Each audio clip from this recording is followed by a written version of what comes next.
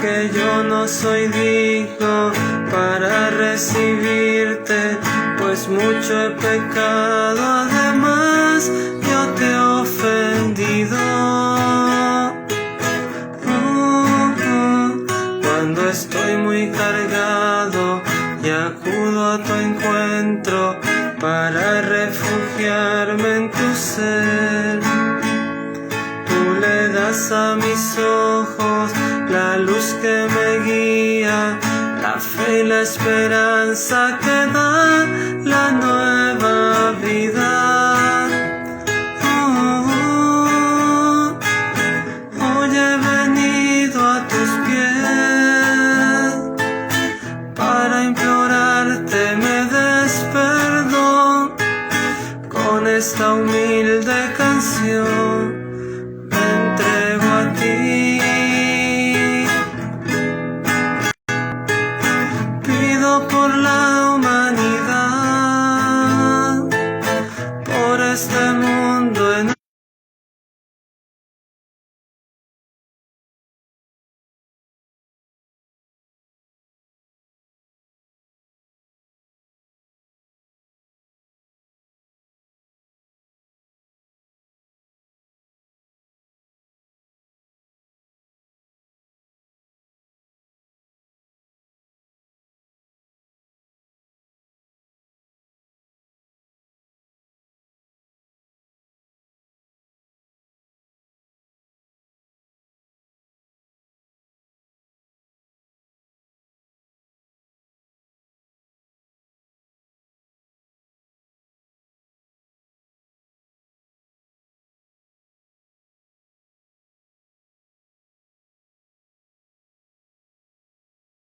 de una familia que invita a otras a hacer lo mismo.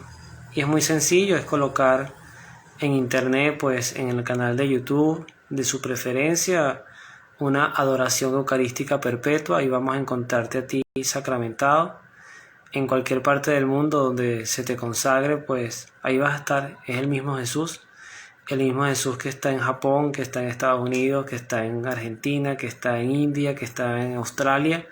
Es el mismo que estamos adorando aquí en Venezuela, en nuestro amado país Venezuela.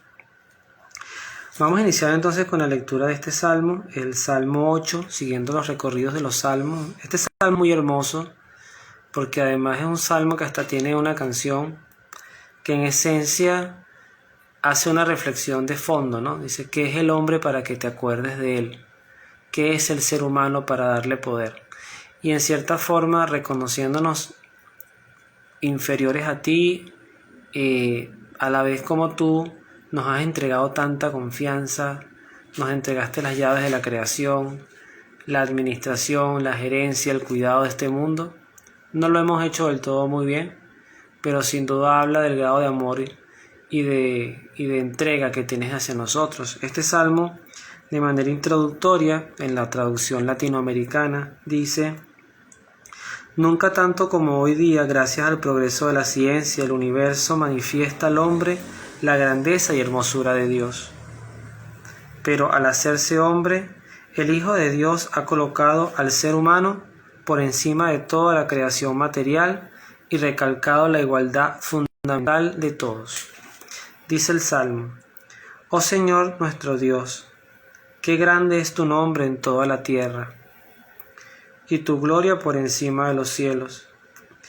Hasta bocas de niños y lactantes recuerdan tu poder a tus contrarios, y confunden a enemigos y rebeldes. Al ver el cielo, obra de tus manos, la luna y las estrellas que has fijado, ¿qué es el hombre para que te acuerdes de él? ¿Qué es el hijo de Adán para que cuides de él? Un poco inferior a un Dios lo hiciste, lo coronaste de gloria y esplendor. Has hecho que domine las obras de tus manos, tú lo has puesto todo bajo sus pies. Ovejas y bueyes por doquier, y también los animales silvestres, aves del cielo y peces del mar, y cuantos surcan las sendas del océano. Oh Señor nuestro Dios, qué grande es tu nombre en toda la tierra. En una de las traducciones, que no es esta, dice Nos hiciste poco inferior a los ángeles. Lo cargaste de gloria y majestad.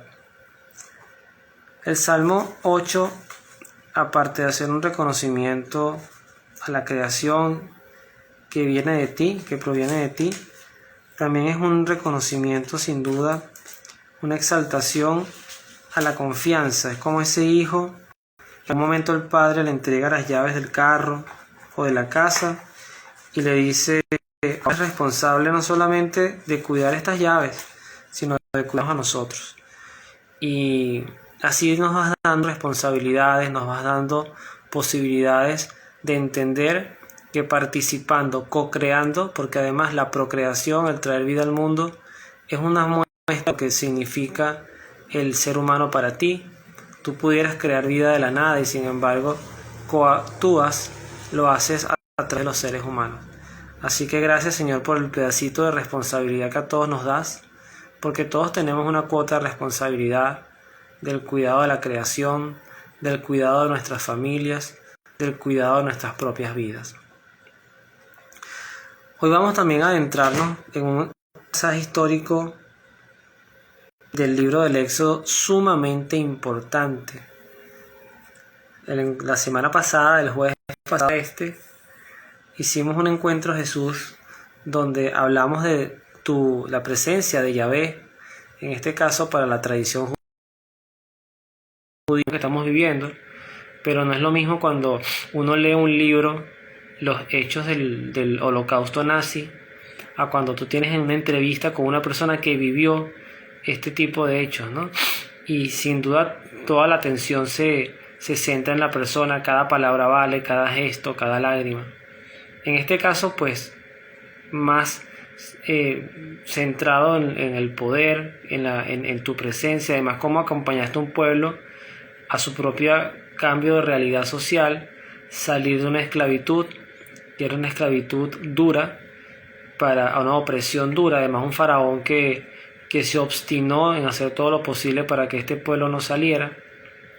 De ahí viene la Pascua judía, del paso cuando hubo de las pestes, las 10 pestes, pues la última fue lo que nos recuerda el texto del Éxodo, la muerte de los primogénitos, y cómo tú pues protegiste a tu pueblo y además utilizaste la propia obstinación de Faraón para que él después clamara prácticamente al pueblo que se fuera. Entonces, justamente el pasaje del Mar Rojo, el paso por el Mar Rojo, viene de ese momento. Faraón por fin, luego de todas estas pestes terribles que las podemos encontrar en el libro del Éxodo, las plagas, Faraón autoriza la salida del pueblo de Israel, pero cuando esta salida se da, pues viene como una se recula, quiere echar la medida para atrás y echa a perseguir al pueblo hebreo. Entonces vamos a ir recordando y que el Espíritu Santo nos vaya ayudando, Señor, como familia, pues a reflexionar un poquito en el sentido de esta palabra. Se anunció al rey de Egipto que el pueblo de Israel se había marchado. De repente Faraón y su gente cambiaron de parecer respecto al pueblo y dijeron: ¿qué hemos hecho? Dejamos que se fueran los israelitas y ya no estarán para servirnos. Faraón hizo preparar su carro y llevó consigo su gente.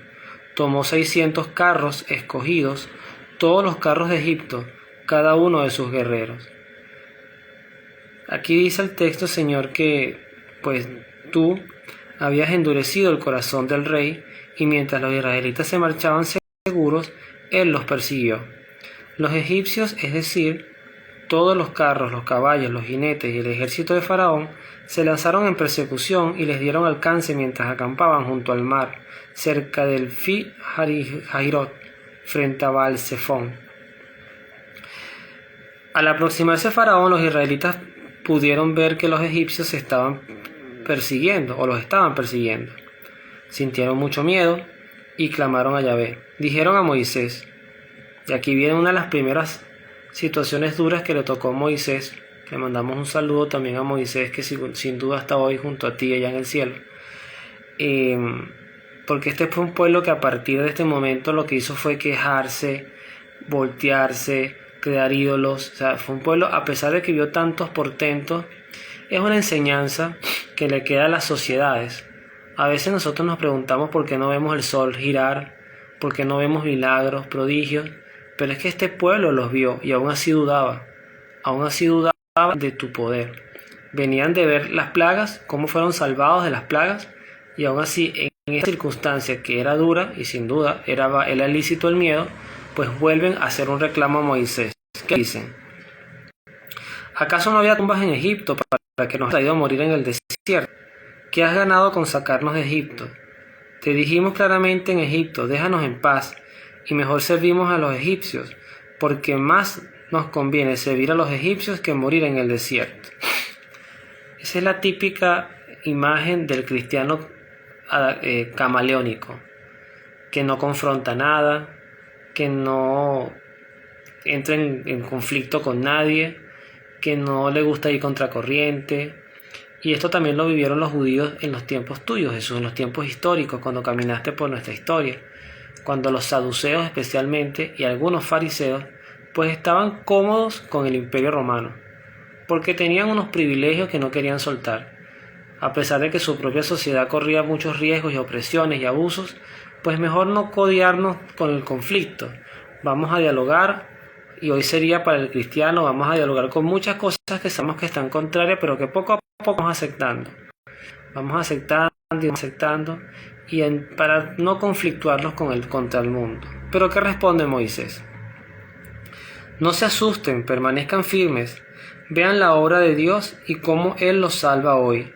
Miren a esos egipcios, a los que nunca más volverán a ver. Dios peleará por ustedes y ustedes solamente mirarán. Esa frase también es muy hermosa y vamos ahora a contextualizarla, Señor, en el contexto de la vida y los problemas. Hay batallas que nosotros no podemos dar. Y a veces me preocupa ver cómo hay familias, personas que pierden fácilmente batallas porque tratan de dar la lucha ellos, o la tratamos de dar nosotros mismos con nuestras pobres y limitadas fuerzas. Y eso tiene que ver, por ejemplo, con conflictos matrimoniales. Hoy que, por ejemplo, en nuestro grupo de WhatsApp oramos por los matrimonios, se hizo un rosario digital por los matrimonios, y así vamos a ir intencionando cada uno de los momentos de oración, martes y jueves. Por cualquier causa, por cualquier motivo. El martes, por ejemplo, oramos por los enfermos de cáncer. Hay batallas que no podemos dar, hay batallas que tenemos que delegar. Y esta frase de Moisés es una gran enseñanza para nosotros. Ustedes solamente mirarán, porque Dios peleará por ustedes.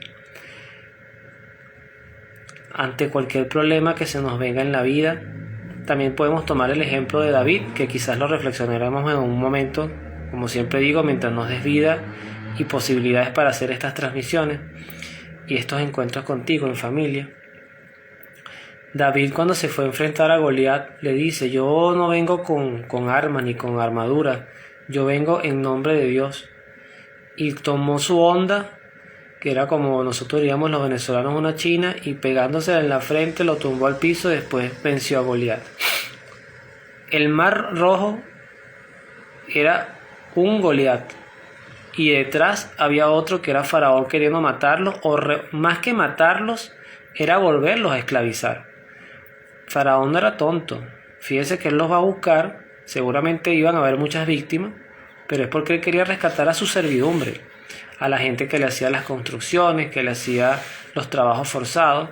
Pero además él había advertido y sabía que el pueblo de Israel estaba multiplicándose y era más numeroso que el propio pueblo egipcio. Y él también temía que esto pudiera en algún momento revertirse. Por eso es que a partir de allí, cuando Faraón tiene la idea, que ya venía desde el Faraón anterior, de matar a los primogénitos, del cual se salvó Moisés, por cierto, era porque él quería emparentar a los egipcios con las mujeres hebreas, dejando por fuera a los hebreos, y entonces hacer una sola raza donde prevaleciera el pueblo egipcio. Y ahí desaparecerías tú como Dios para ese pueblo. Esa es la esclavitud principal a la cual tú le saliste al paso y sales al rescate.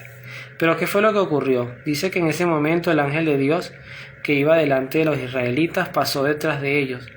También la nube, en forma de columna, y vino a colocarse detrás, poniendo entre el campo de los israelitas y los egipcios.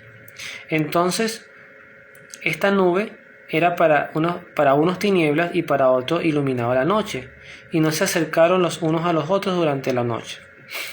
Moisés extendió su mano sobre el mar e hizo soplar durante toda la noche un fuerte viento del oriente que secó el mar. Es decir, esto fue un milagro progresivo, no fue un milagro de un chasquido, y por lo que se entiende fue producto de un proceso natural. Es decir, invocaste los vientos, que también fue creación tuya, y con una fuerte brisa, casi a nivel de una tormenta o de un huracán, pues separaste las aguas. Al ocurrir esto, le dijiste entonces, dice el texto, que se dividieron las aguas, los israelitas pasaron en seco por medio del mar. Las aguas les hacían las murallas de izquierda a derecha. Los egipcios se lanzaron a perseguirlos y todo el ejército de Faraón entró en el mar con sus carros y sus caballos. Palabra de Dios, te alabo. Más que ver el poder de Dios, que creo que era algo que el pueblo judío, este pueblo hebreo, como ningún otro, hasta los tiempos en que tú te hiciste hombre, te encarnaste y tuviste esos 3 años de gran fama, de grandes amores, así podemos llamar los milagros que hiciste, sanaciones, curaciones. Este pueblo, como ningún otro, pues vio tu poder en muchos momentos. Decíamos en las plagas, en el mar, luego en la piedra donde salió agua, luego en el maná, luego cuando murieron una cantidad de egipcios rebeldes que dice la tierra se los tragó. Son muchos elementos. Fue un pueblo que tuvo que ser reeducado. Es más, por su propia rebeldía se les obstruyó, se les obstaculizó la entrada a la tierra prometida. Hasta el propio Moisés no pudo entrar en ella. Pero este pueblo pasa en seco donde era imposible pasar sin mojarse. Y eso también habla de lo que es el estado de gracia para el cristiano. ¿Qué es el estado de gracia para el cristiano? Caminar entre pecados, pero no hacer que el pecado lo manche. La vida a veces es así. La vida a veces es caminar entre pecados. Pecados ideológicos, pecados tentaciones, pecados de la murmuración, del chisme, pecados de miradas, pecados de escucha, pecados de murmuraciones, pecados del tacto, de la sensación, de la percepción. Pero aún así, el que tiene fe, el que deja que Dios pase primero y además custodia la espalda, pues no se va a manchar, no se va a mojar con el pecado. ¿Qué fue lo que pasó con Faraón? Faraón no se detuvo a pensar, a racionalizar. El mar se abrió, este Dios, que es el mismo Dios que hace días o meses llenó mis tierras de plagas y de, pudieran entenderse, castigos o maldiciones, así lo pudo haber entendido Faraón. Su arrogancia, su soberbia, su irracionalidad lo llevó a adentrarse al mar a seguir persiguiendo al pueblo que tú estabas protegiendo. En los planes tuyos estaba permitirle el paso al pueblo para avanzar hacia la tierra prometida. La muerte se la buscó Faraón, o en este caso sus soldados, porque al aventurarse en esa persecución sin retorno, pues los mares se volvieron a juntar y esta gente vivió el peso de su propio pecado. A veces el mal que se hace sistemático en sociedades a través de malos gobernantes o malos empresarios o malas personas de poder, el mar les cae encima, como literalmente le pasó a estos soldados egipcios. El mar se hace como un gran tsunami o una gran avalancha que nos cae encima y nos aplasta. Es por eso que hay varias figuras importantes acá. Primero, este pueblo no hubiese logrado esta hazaña sin la fe de Moisés. A veces la fe de un hombre, de un solo hombre o mujer, por supuesto, puede lograr mover sociedades enteras, pero para bien. O sea, siempre es importante la guiatura de un pastor. Moisés, hay pocas personas que se detienen en este detalle. Cuando tú lo llamaste desde la zarza ardiente, él estaba pastoreando ovejas. Es decir, vuelve el elemento importante, el requisito principal pareciera, Señor, que tú buscas en el cristiano líder, no es el conocimiento, no es el don de palabra, no es la capacidad de tener poder y hacer milagros, no es la capacidad de reinar, es la capacidad de pastorear. Porque el que tiene la experiencia del pastoreo, como tú además, eso era Frodo, era el que llevaba el anillo, y Sam es el amigo que hasta en un momento lo carga él, dice: yo no puedo llevar el anillo, pero te puedo llevar a ti. Y eso precisamente es la figura importante del cristiano, como aquel hombre tullido que estaba postrado y tú estabas en la casa de Pedro y estabas predicando, y aquello estaba atestado de gente, no había ni por dónde entrar, y un grupo de amigos, por llevarle a este amigo a tu presencia para que él lo sanara, lo montaron por el techo, lo bajaron por unas cabullas con unos mecates y lo colocaron ante ti. Esa es la figura del cristiano que es pastor, que cuida a sus ovejas, que está llamado a ser un sacerdote, una religiosa, pero también nosotros los padres, las madres de familia, en nuestras pequeñas iglesias domésticas, con nuestros hijos.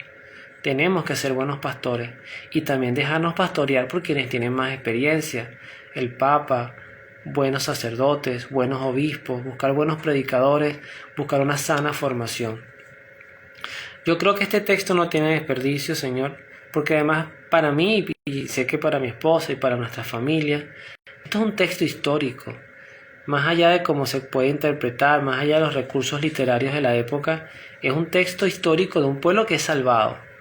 Y que es salvado con esta frase que voy a repetir, cuando Moisés dice: vean la obra de Dios y cómo Él los salva. Miren a los egipcios, porque ya no los volverán a ver. Y esta es la frase que quiero rescatar: Dios peleará por ustedes y ustedes solamente mirarán.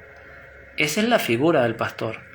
El pastor pelea con el lobo para que espantar y cuidar a sus ovejas. El pastor no hace de sus ovejas soldados o ovejas agresivas o ovejas de pelea, como están los gallos, los perros, que a veces los ponen en esos actos tan desnaturalizados de colocar animales por el simple placer de apostar a matarse entre sí, o perros que son furiosos, que también son entrenados para eso. El pastor nunca se ve que entrene a sus ovejas para la pelea las batallas por él, y nuestras batallas son espirituales.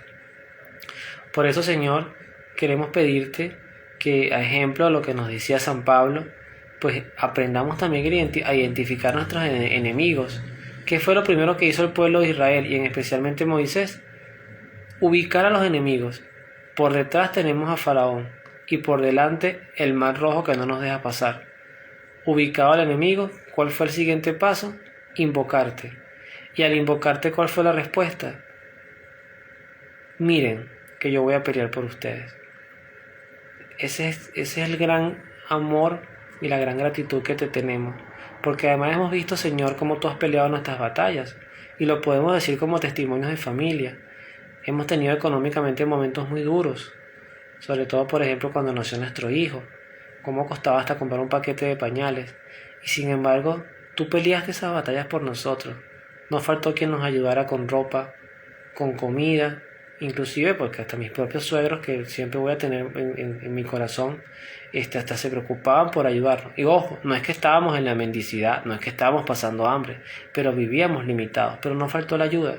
Y a veces eran ayudas inesperadas, mi propio hermano, mis padres, y tantas personas que sin esperarlo llegaba una llamada y nos decían: tengo una ropita, ¿será que la quieres? Por supuesto que sí, bienvenido sea. Y bendito sea tu familia y esa sensación que la colocas tú. Tú eres el que coloca esa idea en las personas.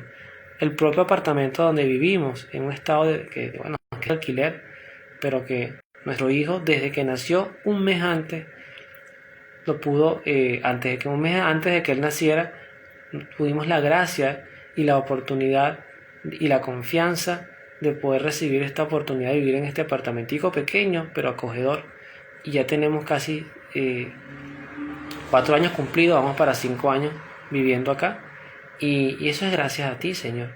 el trabajo, las amistades, las personas que hemos encontrado en nuestros caminos. De verdad que tu obra es maravillosa, y si cada persona hace una reflexión de su vida así, se va a dar cuenta cómo tú has abierto muchas veces el mar rojo de nuestros problemas y has peleado esas batallas por nosotros y nos has logrado hacerlo, atravesarlo, superarlo y lo mejor, sin mojarnos en el pecado. Así que Jesús, por este testimonio, vamos a llamar a este encuentro el Dios que pelea mis batallas, el Dios que vence y que me salva, el Dios que es mi pastor, el Dios que me cuida, que me consiente, pero también que me educa, y que cuando tiene que corregirme lo hace con autoridad, y bienvenida sea esa autoridad. Gracias, Señor, por todas las cosas bonitas que nos das, por también hoy que oramos por los matrimonios por mi esposa. Gracias por esta experiencia extraordinaria de la paternidad, de la maternidad. Gracias por guiarnos y por encontrarnos día a día en el sentido principal de nuestras vidas, que no es el trabajo, que no es otra cosa que no sea tener la mirada en la trascendencia de nuestras vidas. Esta vida es finita, la que queremos es eterna y la queremos junto a ti. Y que cuando seamos llamados a tu presencia, pues pedirte el favor como el buen ladrón, que aunque no seamos dignos de estar ante ti, pues que te acuerdes de nosotros. Ya no diríamos cuando estés en tu reino, sino acuérdate de nosotros hoy, mañana o pasado, que ya estás en tu reino. Que podamos ser una oveja más de tu rebaño.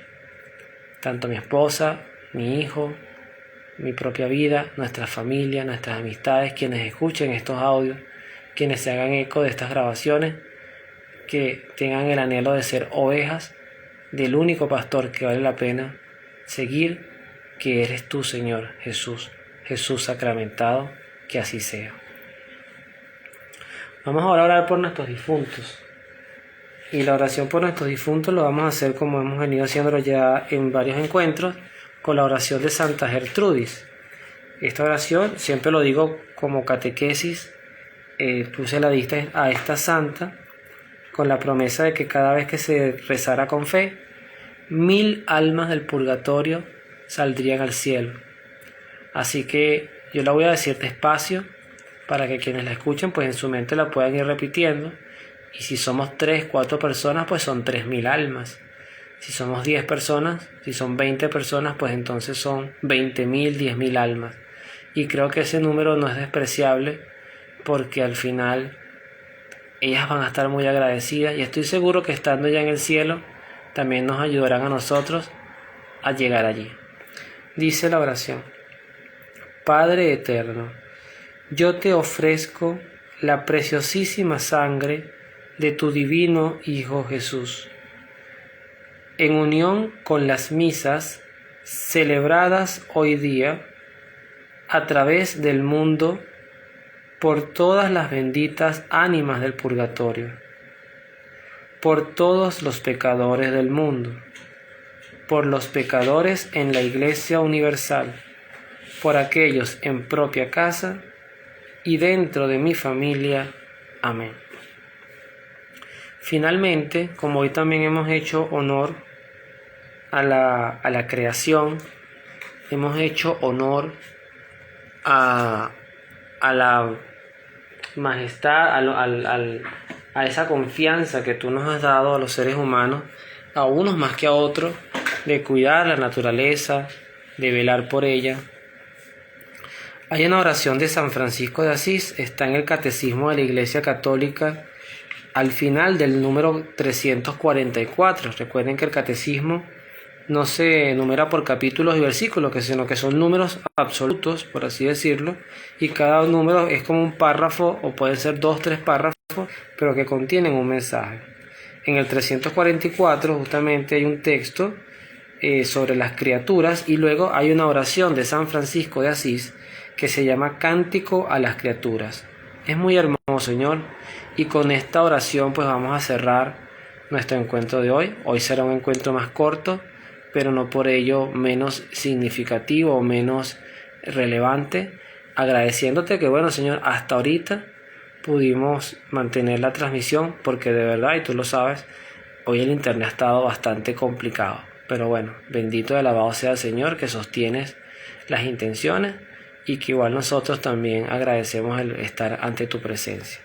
Dice la oración: bendito seas por toda criatura, mi Señor, y en especial bendito por el hermano Sol, que alumbra y abre el día, y es bello en su esplendor, y lleva por los cielos noticia de su autor. Y por la hermana Agua, preciosa en su candor, que es útil, casta y humilde, bendito mi Señor. Y por la hermana Tierra, que es toda bendición, la hermana Madre Tierra, que da en toda ocasión las hierbas y los frutos y flores de color, y nos sustenta y rige, bendito mi Señor. Servidle con ternura y humilde corazón, agradeced sus dones, cantad su creación, las criaturas todas, bendecid a mi Señor. Amén. Bueno, agradeciendo esta velada tan hermosa.